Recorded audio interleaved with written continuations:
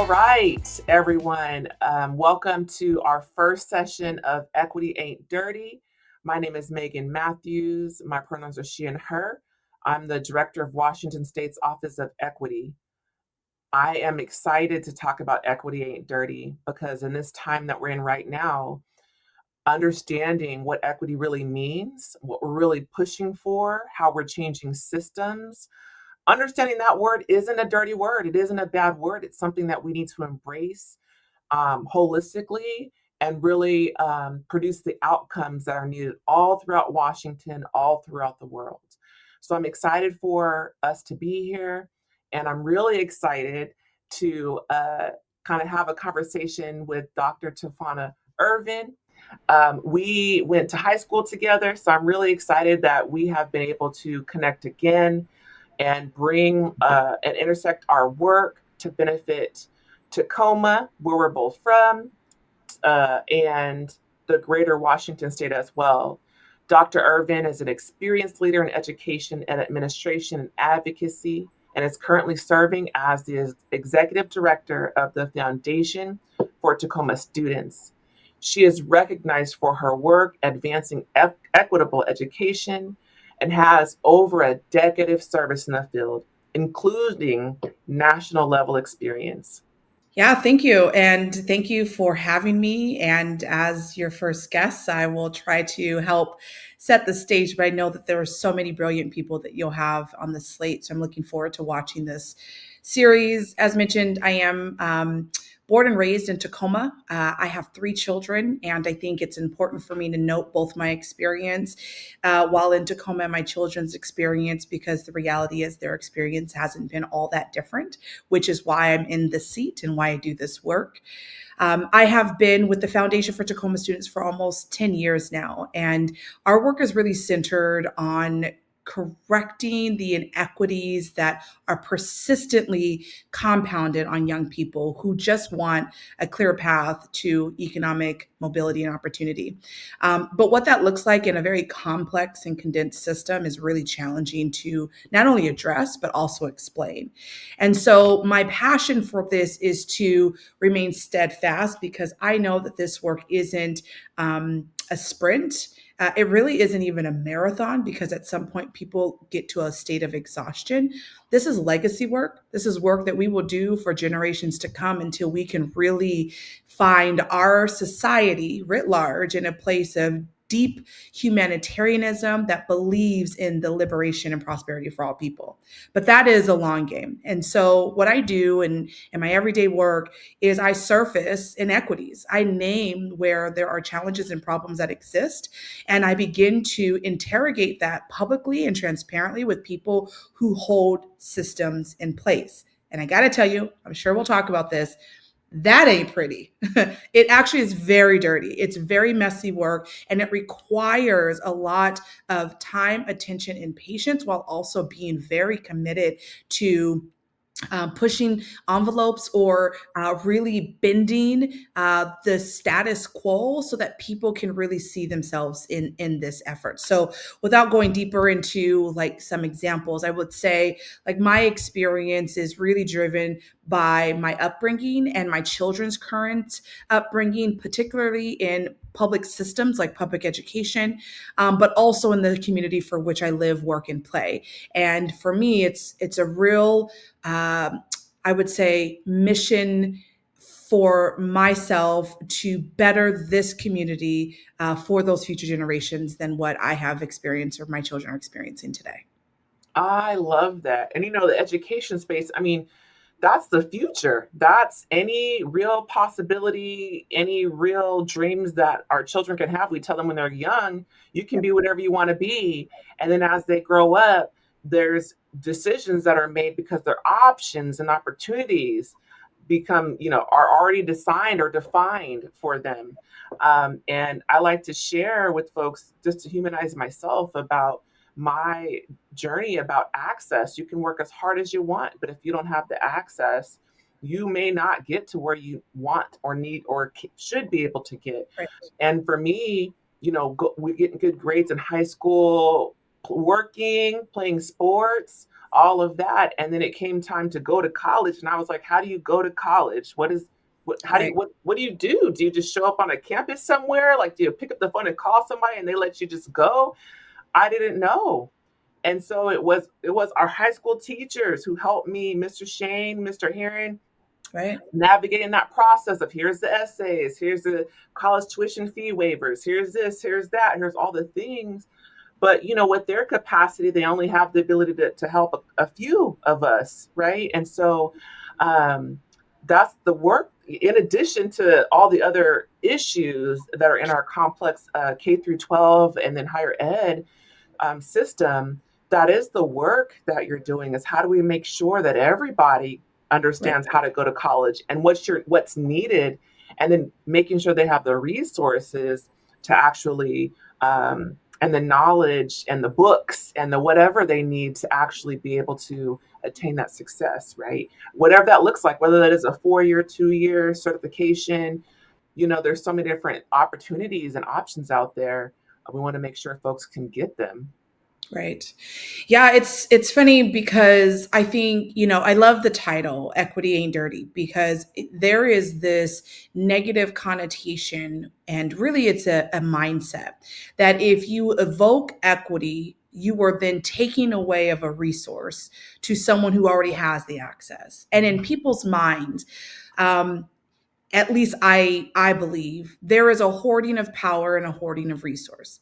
And when you hoard those positions of power and you hoard the resources, you then begin to believe and then cultivate in your offsprings or others around you that there's a scarcity of such resources. But the reality is there is not. There is not a scarcity of resources. And at the front end of all of this work, we have got to get out of that mindset. We have got to believe that as a human race in this world and bringing it to Washington and into Tacoma, like we have an abundance of resources, but we're unsure how to spread that wealth. But examples like, wheelchair accessibility. That doesn't take away from anyone having the access to stairs. It just gives more pathways to those who are less mobile. Or when we think about the extension of childcare subsidies, it doesn't stop someone from still finding and accessing high quality childcare centers or spaces for their young people. It just means those who want and desire to work and have real good care for their children while they are away from their children have access to that. When Right. we bring it into the context of education, um, orca cards for every child because their circumstances or their families don't have reliable means of transportation to get them to school doesn't mean that we take away from their ability to be transported to school. In fact, they're not asking to use your car. They're looking to use a public good that allows for them to get to where they want to be so that they're on a path to economic mobility, prosperity, and sustainability. It also extends to rigorous courses being accessible to every student, not to those who opt in, but really setting a baseline expectation that every kid is capable. Let me be very clear. We don't speak enough about this, but every child is capable if they're given the right tools, the right access, the right support. But when we hoard that and say only some can have it and you need to navigate the systems, figure out who to talk to, jump through hoops to get there, that is where we see inequities. And so people Mhm. like me and people like you and all of us who are working in this space are saying, let's break down these barriers that prevent folks from getting access and just give it to them. And we'd be surprised to see that when they have the access, it actually makes everything better. It makes our communities safer. It makes our schools more innovative, creative, and fun to be in. It makes learning more desirable. It makes job attainment more accessible. It makes giving back to the economic development of our community. Like the list goes on, right? But there is this mindset of those who currently hoard power and resources that makes us believe that something will lose if we actually give this access. And that is what we have to work on and dismantle and begin to recorrect those pathways so that every young person gets what they need to thrive. I love that because there is that idea, right? And folks say, well, if I don't directly benefit, why should my tax dollars go to it? And for me, it's thinking about all the things that you said. Our communities are safer. We have more, we can produce more.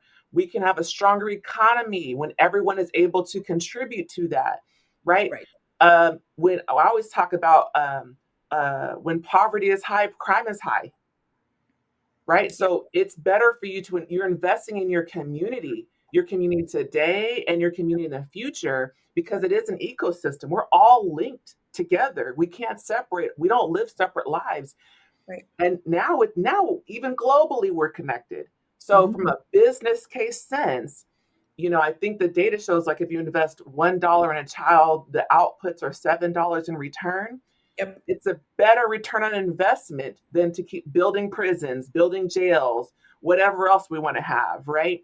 It's a better investment. And then we all are happier and wholer because our communities are thriving.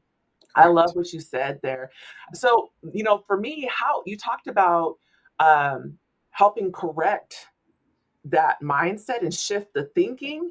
How do we do that? How do we communicate that in a Yeah. way? Because it's conceptual, right? Which is really hard to like communicate. But what are your thoughts? How do you do that? Mm. I will underscore that it's very hard. And I don't know that there's a right answer, but I think that there are so many different and diverse answers that it really rolls up to the right thing to do. So, what I find myself doing and where I've found myself leaning more into is asking the questions that people don't want to talk about. It's surfacing the persistent and long-standing gaps in data, particularly for educational outcomes, and asking why. Why does this persist? Why is this happening? Asking what they're doing to contribute to why this is the outcome, and then interrogating that a little bit more. I got to tell you, I have been doing some revelations over the last several months. This work is hard. So for some of us, myself included, there's a little bit of burnout that's beginning to surface. It doesn't mean that I'm not committed and passionate, but I need to like really take stock in recognizing what I need to do. And some of that is in revelation, searching. And what I found is that when you begin to ask those hard questions, particularly of big systems and structures, you begin to see people behave differently with you. You begin to see work that used to be, yes, come on, we're definitely collaborating. Let's partner to, no, maybe not. Well, let's reconsider and let's think about it differently. Being faced against that makes the job incredibly challenging. However, what I found that we need to do is still continue to do the work. It's called a workaround, right? We never are doing things not with students centered or in mind, but really with defying how agents of systems, particularly those who are within structures, so that's people who hold positions within an institution and they follow the rules or the guidance that's given by that institution, which become actors of holding the system in place. It is trying to work around those agents and those systems and do what we believe is right, regardless of what your systems tell you to do, right? So, for example, if I'm told that we cannot directly invest into a young person because that has to go through a centralized payment system and structure that then takes money off top and then distributes it across all of the systems such that the dollars that actually gets to that individual is pennies to what was invested, then I'm not contributing to the goal that I had to invest directly into that person. So we Mhm, do a workaround. We invest directly into individuals. But the system tells us you can't do that. Your system will tell us that you have to create structures and it has to be governed and you have to ensure that you're doing right by what was in place because they're trying to protect the greater good. Totally get it. mhm, What we can't continue to do, though, is defer to these existing systems and structures because they're holding the problems in place. So we mhm, have to find workarounds. And our org has been trying really hard to do that.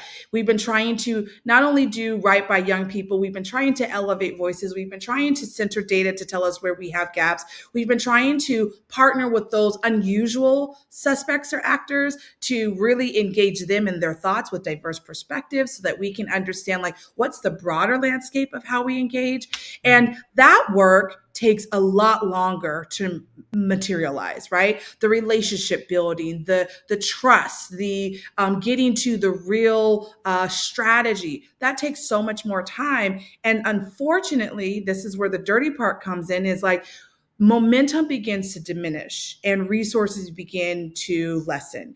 And as we think about what we have to continue to do, we have to find new revenue streams. We have to find new willing actors like the Washington State Department of Equity that says we will think about the investments in community, direct to community, and find ways to support them to do what they know is right for themselves. Because no one can tell us what's right for ourselves but ourselves, right? Like our communities are telling us for years what they need, and we continue to figure out our own strategy to support Right. them instead of giving the voices that have been professing their need for years the tools and resources. So how do we do that? Is we just continue to press forward by trying new avenues, breaking down any barriers that come in our way. But we also do that unapologetically.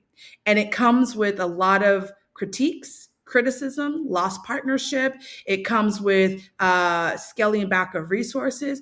It comes with a lot of challenges. And I have to say publicly that if we're really committed, if we're really about that equity life and we want to actually see the changes writ large in our state and our communities, then we have got to get past like what has been and really focus on what will be. And I think this conversation is part of the what will be.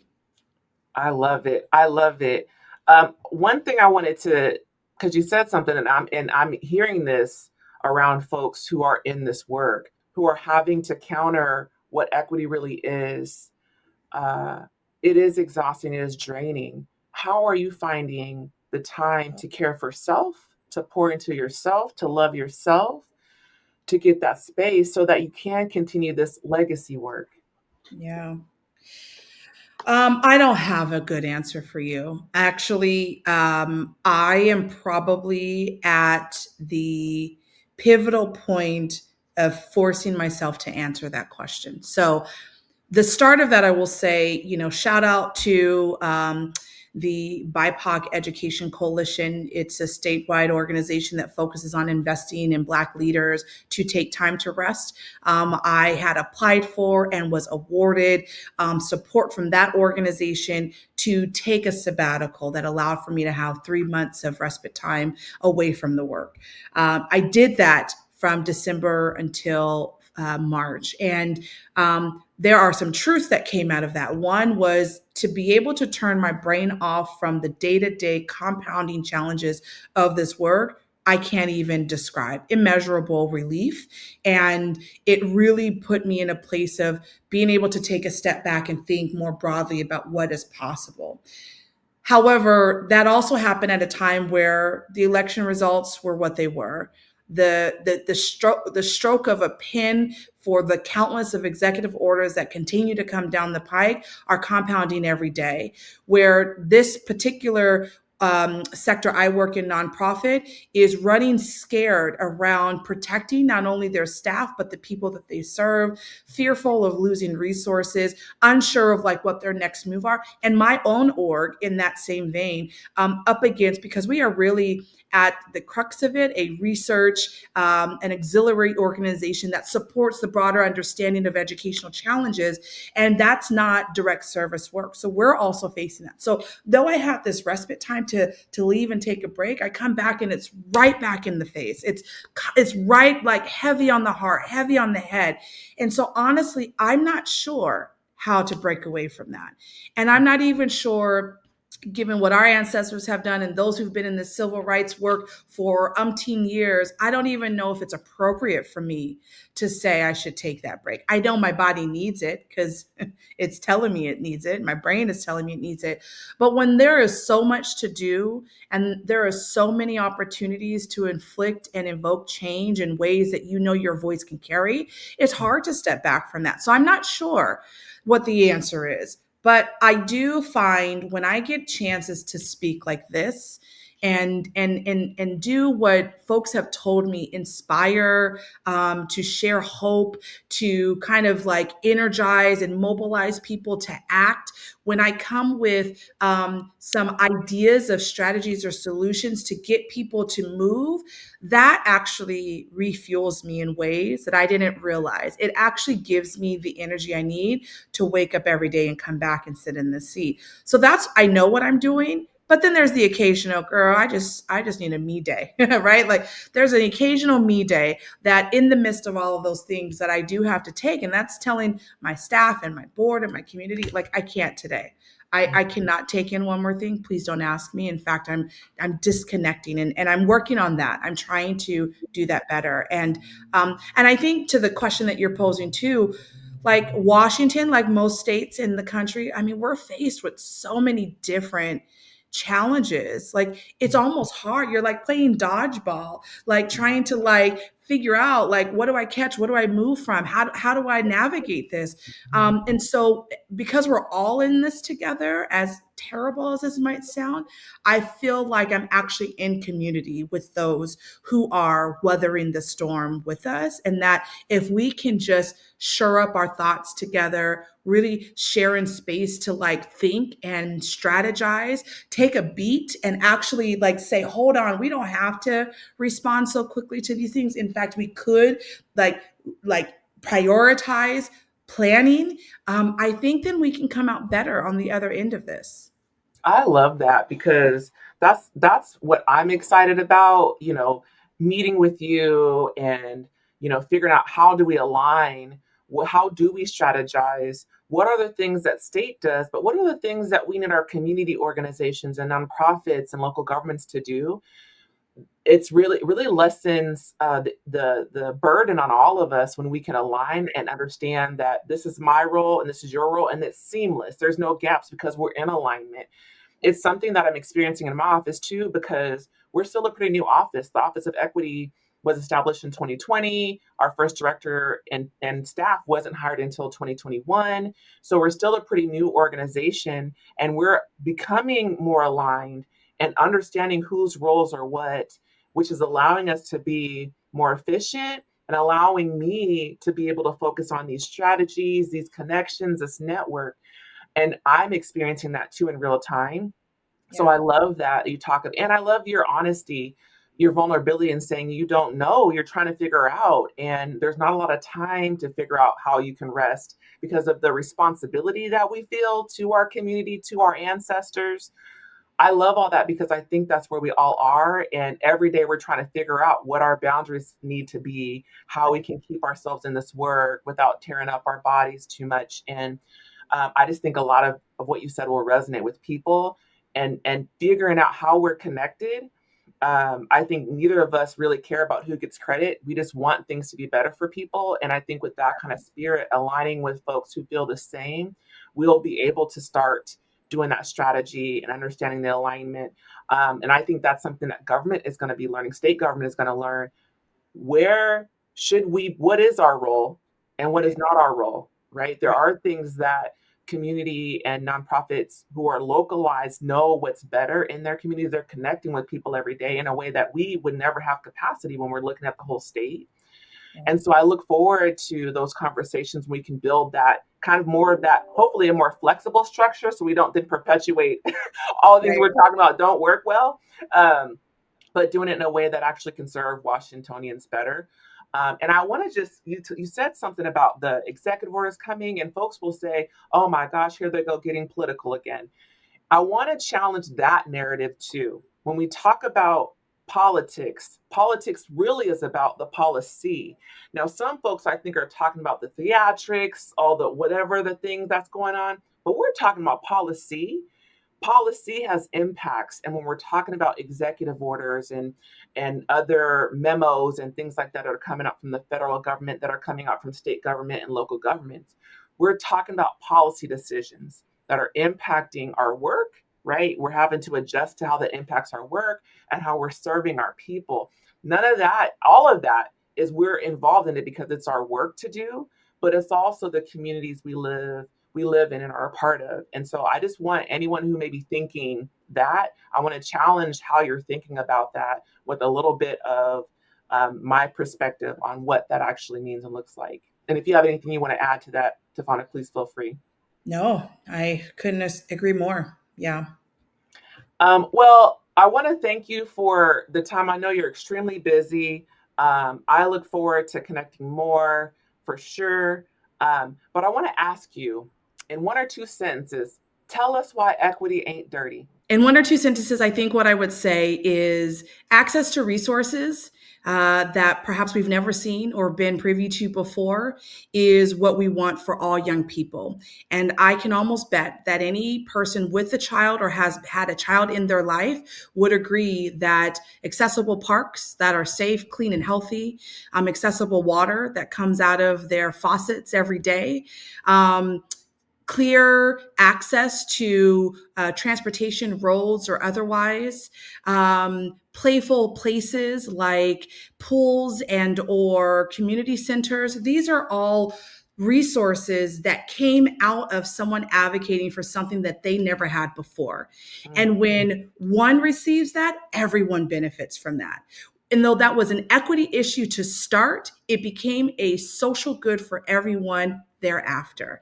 And so, my words to folks is to think about what would be a better tomorrow for you and your family in your current context. And then, if you were to dream what that would look like, that might be an equity issue for just a slight few, but the benefits to everyone, for everyone to be able to realize that means that we will have a greater society for young people to thrive. And I think that that's why it's so important for us to think about equity as a beautiful braiding of harmony, love, and support, and not this tarnish, hurtful term as if it is taking away from resources that people otherwise would not have access to. wow, I love it. I love it. 100% with you on that.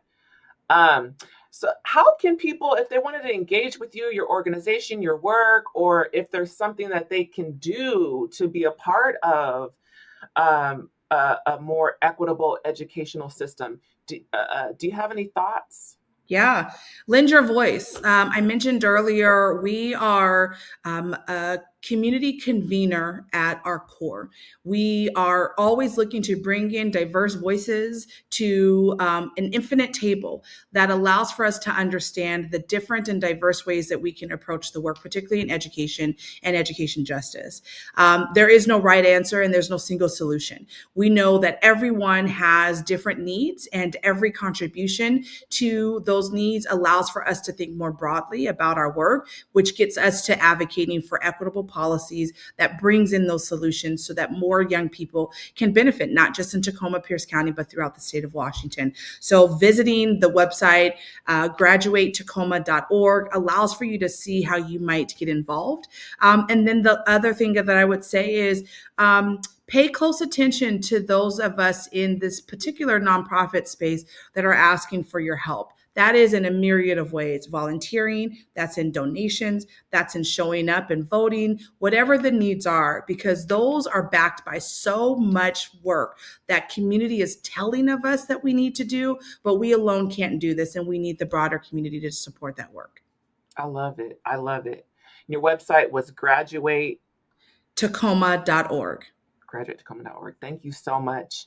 Of course. It's been a blessing being with you in this space and hearing your brilliance. I love this, over and repeatedly you challenge this idea that what happens to me is just me, and I don't have to care about anybody else. That we are a community, and that we need to invest in our community, and that we need to be aligned, and also we need your help. So y'all need to get off the sidelines and get into the fight with us. Really be an active part of making your community the community that we all want to have. So for those of you who are listening in on this session, I hope you enjoyed. I hope you learned something from this. And I hope that you reflect and ask yourself, how do you contribute to equity in your daily life? Don't leave it there. Act. Oftentimes we sit and we listen and we're like, oh my gosh, that was so good information. I love that. And then we move on to the next thing. This time we're in, making the Washington that we all want to thrive in requires us to all be a part of. Historically, when we were small communities, we all relied on and worked with each other. And as we've grown, we become more disconnected. But I think we can't be that way and have the thriving system and environment we all want. We need to connect together again. And so please be a part of the work that we're doing. And also, for those of you who are in it, please take care of yourselves. Every day, figure out something you can do for yourself, or at least every couple of days, figure out something you can do for yourself. Be well, everyone, and we'll see you next time.